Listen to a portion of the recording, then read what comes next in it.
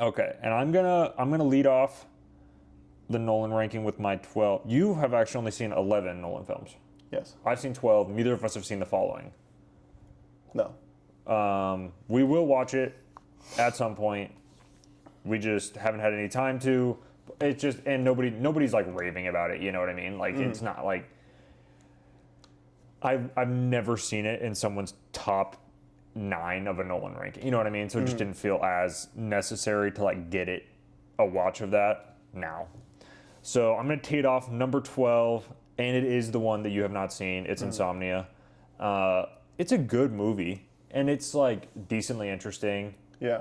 Al Pacino and Robin Williams, but it just the cast intrigued me like a lot. well, and the premise is, you just watch it and you're like, okay, this is like a good movie, and that's all you think. You're not thinking like any bit further past that, and that is like unlike most other Christopher Nolan movies, I think. Yeah. But yeah, I think it's good. I think the performances are solid.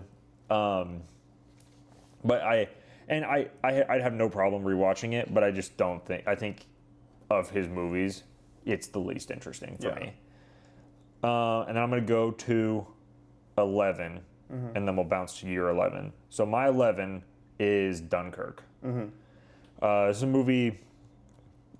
It's kind of like we know a lot of people that aren't very high on Dunkirk. Yeah. But then I talk to people or I interact with people, and they really love it. And they say this is top 4 Nolan. Some people say it's the best war movie of all time, which I hard disagree with. Yeah, we rewatched it, not this year or anything, but we did. And that was my first viewing of it. Was it really? Yeah. It looks great, and the explosions on the beach and how they filmed that, and the sand coming down, and it's shot so well. The opening shot with the papers falling on all of them, genius stuff, incredible. No, and the setting is great. Like everything looks good. It looks real. The color grading's really good too. I remember that. It's not the best Nolan cast, but it has Tom Hardy, which he's a pilot the whole time, and then he has the really sick shot with the plane burn, with his plane burning at the end. Cillian Murphy's in it, and like is really like he's like a troubled soldier, and Barry Keoghan's in it. He's like this like little kid that's just like really eager, and Mark Rylance is in it. Did I say Kenneth Branagh? I don't know. Okay, Kenneth Branagh is in it. He's like a general. Harry Styles is in it. Whatever. I'm sorry. We watched that and 1942, very close together. 1917. That's what I meant. Very close. That's World War I and World War II, right? Yeah. Yeah. So yeah, we watched them so close together that it like blends together in my mind a little bit. Yeah. No, 1917 is World War One. Yeah. One of the few World War One movies. Yeah. I like 1917 a lot more.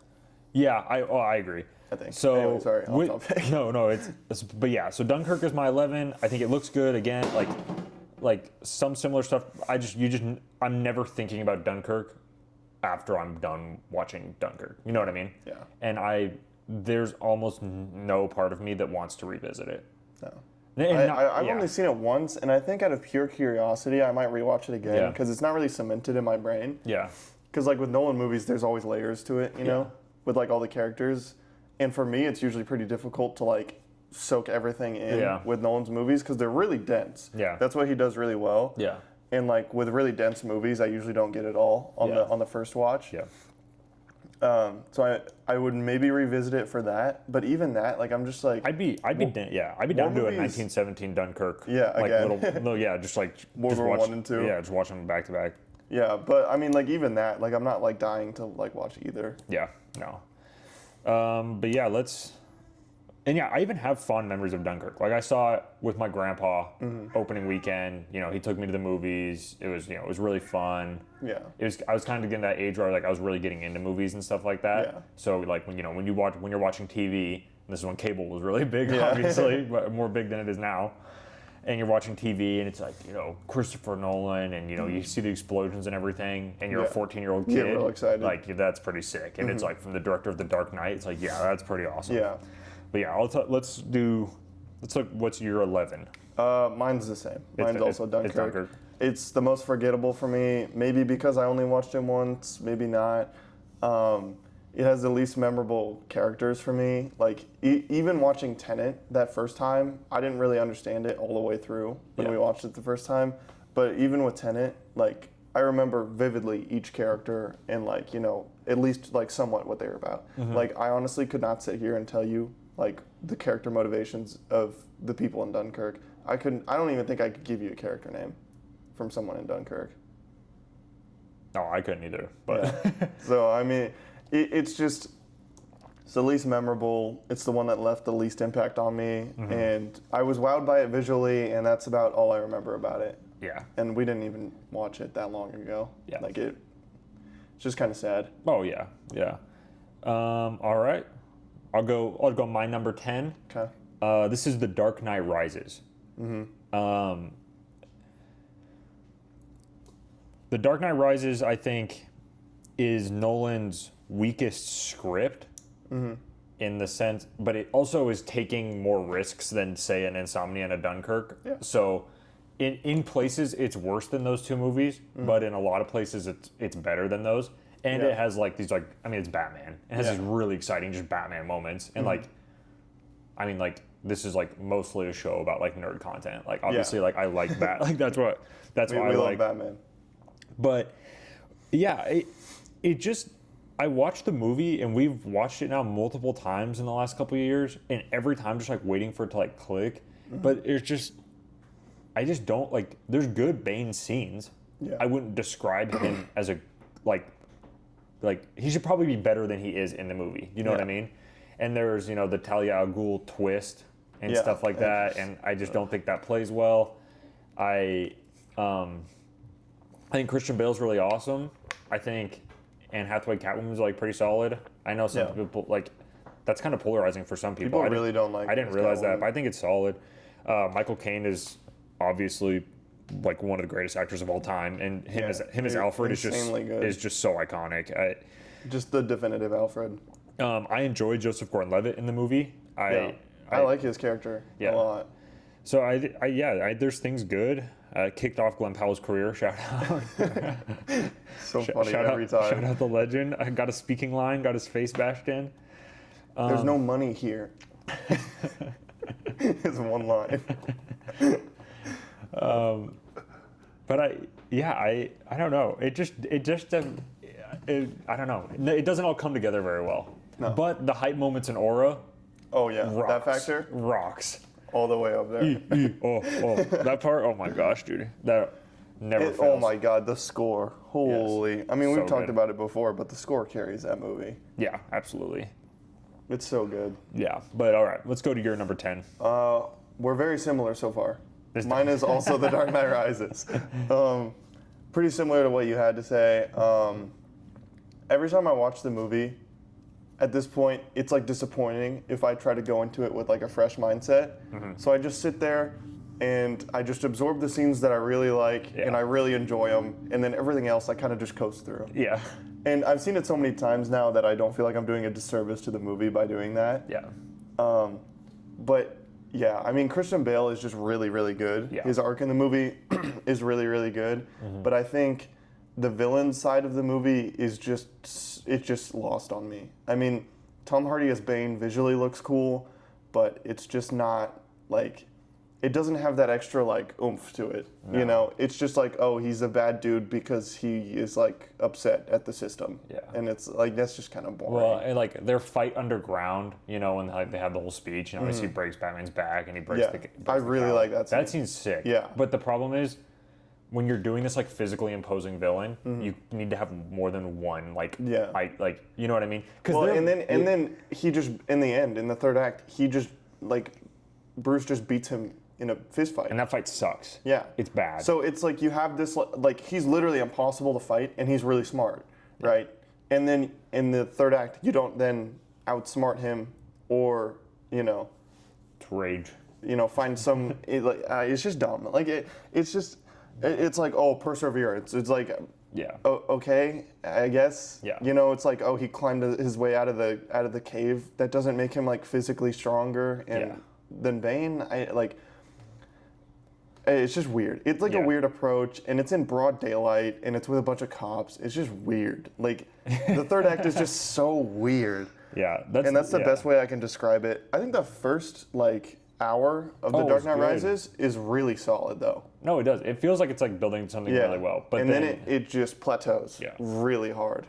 Well, after, like, Bane, like, actually takes over the city and breaks Bruce's back, obviously, and then it, like, is like a screeching halt, I think. It's like, you really have to like re-lock into what feels like kind of a different movie at that point. Yeah. But that's kind of what I mean when I think it's Nolan's weakest script is just not everything flows very well. I'm thinking that when he wrote the movie with Heath Ledger in mind, right? His ideas with the movie with Heath Ledger, that first half was really solid, and you could keep a lot of that first half pretty similar. Yeah. And then everything past that he had to redo and restructure, and I think that might be why Rises is really messy. Oh no, I'm sure that played a huge factor. I mean, Heath Ledger's Joker was. We know he was supposed to be a part of the film, and so that's not something they can control, and you got to do the best with what you can.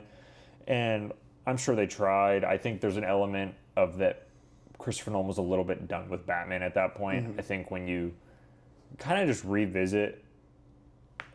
Like how he talks in interviews and stuff, he just kind of seemed done. And you just don't really get that vibe in his last couple movies when he goes and talks about them. So well, and Nolan doesn't really like sequels, and he kind of seemed like he was kind of forced into it a little bit. Yeah. And like obviously Heath Ledger dying is like that was just a punch in the gut. Yeah. After piling on top of all of that. Yeah.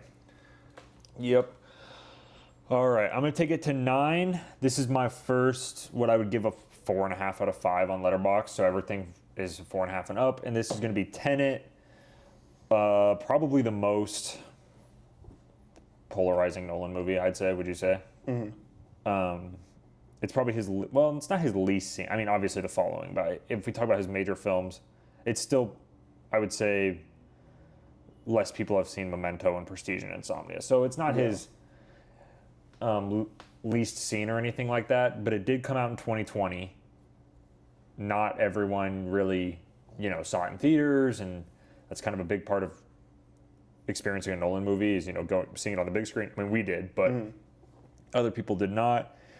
But I think Tenet is really good. I think it's really fun.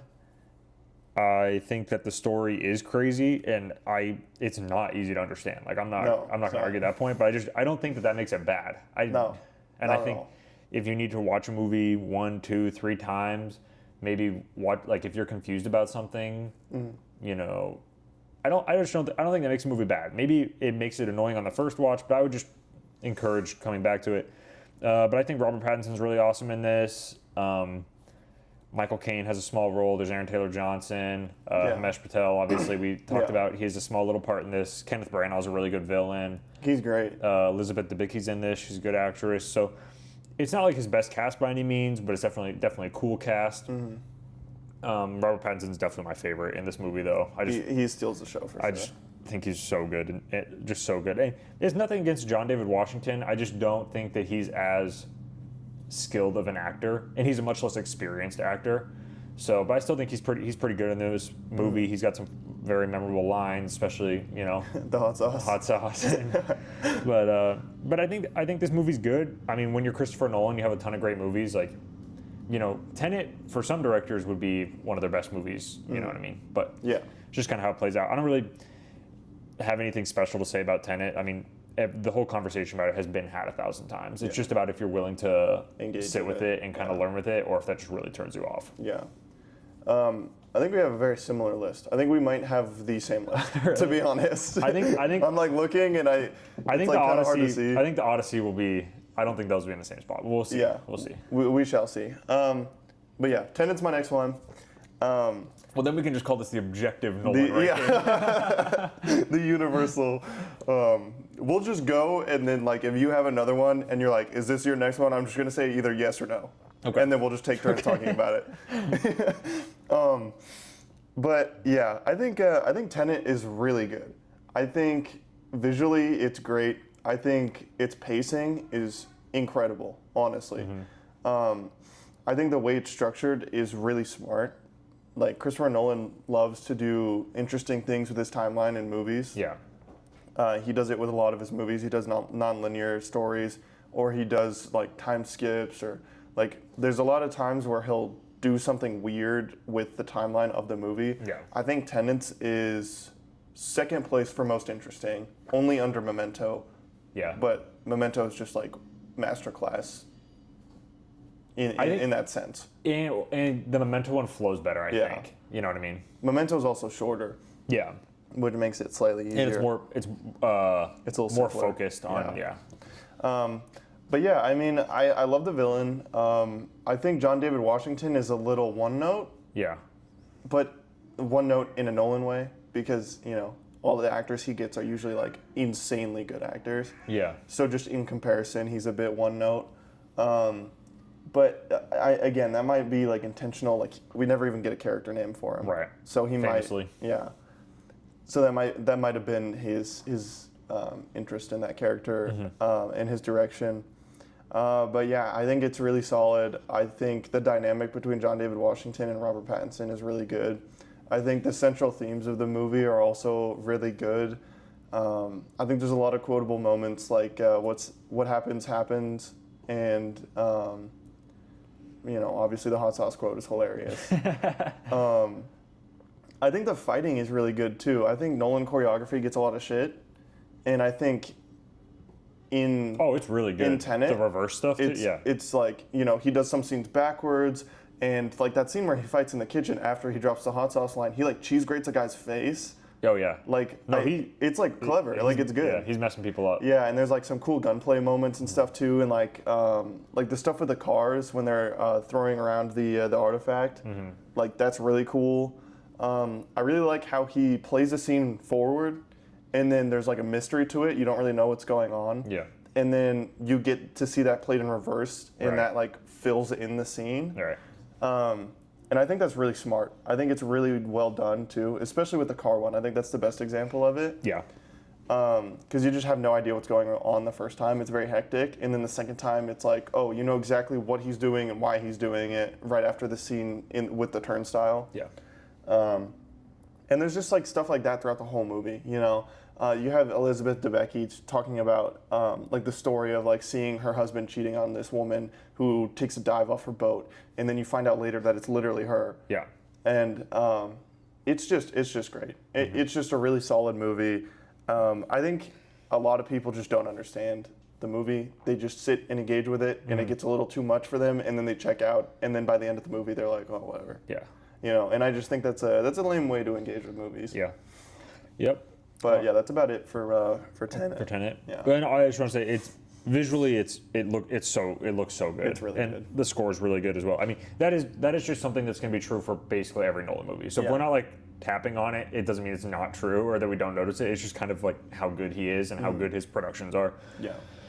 Taking it to 8, I have Batman Begins. This is a movie. I love it. It has a lot of heart. Even in the things that aren't great, like I don't think it's the best Batman movie of all time. You know, there's the way they handled it, and I don't know if it's aged the best, and maybe that's just because of how much I love how the Batman has handled stuff. But Christian Bale is so good. He is just so good. Gary Oldman is awesome. Yeah. It's not the best Gotham, but it's definitely the most effort that Nolan ever took to put into a Gotham, just in having it look like a different place, a place that doesn't exist. But I think it's like incredibly rewatchable as well. And you know, you have Christian Bale's his ninja training scenes with Liam Neeson, like they're pretty awesome. I mean, you're watching, like they just like make me laugh at like how like fun they are, and they're just ridiculous, and it's great. Oh my god, yeah, the warm your body, your arms will warm themselves, like whatever. But I just think this movie is so good. I think, you know, obviously The Dark Knight gets so much praise. I don't think The Dark Knight would not have been such a jump up in, you know, box office and viewership and like just this like cultural phenomenon if Batman Begins was not Batman Begins, Michael. Batman Begin. If Batman Begins was not like loved by a lot of the people who saw it, and then it built this following leading into The Dark Knight, which is why so many people love The Dark Knight. But yeah, I just think it's awesome. I think it's a lot of fun, and I love rewatching it. And yeah, this is another movie I have, like a 9 out of 10, or like a little above a 9 out of 10. I just think it's really good. Yeah. I like the clear inspiration. Is it also your rate? Yep. Okay. I like the clear inspiration from Year One, Batman Year One. And like after reading that comic and then watching the movie again, like it's clear that Nolan like read that and was like, I like certain aspects of this, and he kind of pulled it. Yeah. And like the scene where he's taking Rachel out and like back to the Batmobile, and he summons all the bats and stuff, and like the police are like about to break in and stuff. Like that's pretty similar to the comic, but in the comic he's like stuck in like a burning building. Yeah. The clear like relationship with Gordon and stuff too is definitely like from the comic, and I think aesthetically it's really solid as far as Batman goes. I mean, again, Nolan gets a lot of flack for his Batman portrayal, and there's a lot of buzzwords of grounded realism. I hate it. Yeah. Boo, you stink. Yeah. But I mean, for the time it was needed. So I'm never gonna be like, oh, Batman Begins, I don't like it I'm gonna be upset with Batman Begins because it's grounded and realistic. Yeah. So I just think it's really solid. I really like the Gotham. I like the way they told the origin. I like giving a reason on screen for why Batman hates killing and why he doesn't like guns. Liam Neeson as Ra's al Ghul is really funny. Yeah. People clown on it. Like, obviously, it's a funny casting. It's a weird casting. But I think it's cool. Like, I think it's like Liam Neeson at a point in time was a really awesome actor. Yeah. Like, and he does a good really job. Awesome. It's like weird to make him Ra's al Ghul, but he does a good job. And I think he was supposed to be weird too, because like the whole thing is like, you know, you expect this other guy the whole movie to be Ra's al Ghul, and it's secretly Liam Neeson. Like, obviously, you wouldn't think it was Liam Neeson. Yeah. But yeah, I think it's just really good. I think Christian Bale as Bruce Wayne is just like something special. I don't know like how he like found that, you know, or where he pulled that from, but it's just so good. I mean, I love Robert Pattinson. I want to see his Bruce Wayne portrayal really badly. Yeah. But man, Christian Bale's gonna be hard to beat because he's just so good. Yeah. Yeah, absolutely. Ready to take number 7? Yep. All right, I have Inception. Inception. Yeah, I have Inception too. Okay. Inception is awesome. This is, you know, universe bending, dream bending, all over the place, but in a great way. People talk about it like it's really confusing. I really don't think it is. It's really not. I think if you just watch it, like, they literally say, like, it's a dream within it. You know what I'm saying? Like, they outline the rules really, like, specifically. And then they explain that to you visually as well. Yeah. Like, they'll show, like, the van, like, back, and it's, like, going slower, but in other drink, you know, it's going faster. You know what I'm saying? Like, the time they show this. Yeah, exactly. And you have a whole scene with Leo and Elliot Page talking to each other, explaining how it works. Yeah. And that was the one thing I was going to highlight. I mean, this is a major Christopher Nolan movie that's led by, you could argue, prime Leo DiCaprio, which is just insane. But then the rest of the cast, like, you still have Tom Hardy, you still have Joseph Gordon-Levitt, you still have Cillian Murphy, you have Elliot Page, like you mentioned. I mean, this is kind of one of his, you could argue, where his, like, big cast starts to come from, is 2010's Inception. Because, obviously, The Dark Knight was in 2008, but it's a comic book movie, and you know, a lot of those roles are necessary and stuff like that. So I don't think it quite applies as much. Obviously, it's a great cast, but I just think it's like so much fun every time we watch it. Yeah, it's not my favorite Nolan, clearly, but I just think it's so fun. I think Leo's really awesome. I think he's just like, I love when people talk about the Chris Nolan insert because Leo has the blonde slick back hair, like, and he's just wearing cool suits and doing cool stuff the whole time. Yeah. But it just looks. I have a ton of fun watching it, and I think the visuals are awesome. I love the spinning hallways and stuff. I mean, there's just a lot of effort in it. It feels like the cast is just having this great. Like, Tom Hardy's so funny. Yeah, He's so funny. Yeah, and I love how Cillian Murphy's like along for the ride, and he's like so confused and lost the whole time, and they're just like literally gaslighting the shit out of him the whole movie. Yeah. Oh my gosh, it's so good. No, yeah. No, But I'm at the point. I'm ready. I'm absolutely ready for a rewatch of Inception. I love it a lot. This is gonna be my first Nolan movie. I have at a 5-star on my list. Man, I just have a blast with it. Yeah, I think it's so good. I think it's so good visually. I like the different set pieces. I like the clearly defined rules and how they like stick to them. It really bugs me when a movie takes time to specifically outline rules and then they just break them like 20 minutes later and hope the audience forgets. That really bugs me. Or they outline rules and then they just like randomly retcon the rules in their own movie. Inception does a really good job of not doing that. I think it's very inventive with its set pieces too. Like you have Joseph Gordon-Levitt in the spinning hallway. Like that's awesome. Yeah. It's so cool. And I like the fact that it's kind of like a heist, but it's like you're stealing memories. Like I think that's such a cool concept. Yeah. Like it's just like, I think that's where Nolan was when he was writing his scripts. Is like he wanted to take something, like a concept that sounded interesting and build a movie around it. Yeah. And I think like some of his best movies come from that. Yeah. Where it's just like I want to do something weird because I had a weird idea. And I think Inception is like the epitome of that.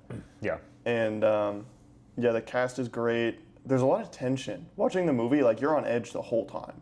Like the second that they go into the first dream in the van, and then they have to go into another dream after that because they get like blocked into a corner, and then they just keep doing that. Like, that's just like that's so smart to like structure your story like that, and like it keeps tension always. Yeah. And man, it's just so good. Yeah. Inception's really, really good. Yeah. No, absolutely. Just like thinking back like on scenes and everything, and dude, Leo's so good. He's so good. Oh my gosh. Yeah, and his trauma being like what haunts him in his dreams, and it like makes sense. Like if you ever had a nightmare, usually it's pretty personal. Yeah. No, it's so awesome. It's so good. All right, ready to jump to number 6? Yep. All right, I have The Odyssey. This is where it comes in for me. Number 6. First time I watched this movie, I didn't really give it a rating because I knew I was going to wait for a rewatch. But if I could have given it one, it would have been like an 8.5 to an 8.75 out of 10. So I jumped this up to a 5 out of 5 on Letterboxd. I'd give it like a 9.5 to like 9.75. I wouldn't call it like a perfect 10 out of 10, but I gave it 5 out of 5 on Letterboxd. We've talked about Odyssey obviously in depth, but yeah, just the scale is just so awesome, and I just love these movies just with these large and ridiculous casts that are just, some people talk about like how they take them out of a movie. For me, I think it's just cool. Like it's just cool to see all these like actors.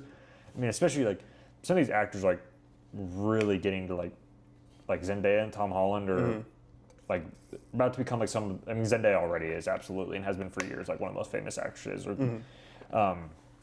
At this point she might be the most famous. But actress. But coming to and then you have legends like Anne Hathaway, Charlize Theron, stuff like that, and then you bring back people like Elliot Page, and he adds someone like John Bernthal, John Leguizamo is awesome. God, he's so good. Might be the best part of the movie. Yeah, his character is incredible, man. He plays that blind guy so well. He's just awesome. I've been loving watching interviews of him. Yeah, and he's just like talking about how much. Just how fun it is, and he's just thankful for everything, and he's like, I think it's my best work and everything. I'm just glad people are applauding him because he is that good. Yeah, and I hope he comes back for the next Nolan movie. Yeah, I think he's a strong supporting character. He should. Yeah, and I believe her name's Samantha Morton, who plays Cersei. Yeah, amazing job. Yeah, just this really awesome cast, and I think they're just all doing awesome stuff. The way it's filmed, out on the ocean, there's a shot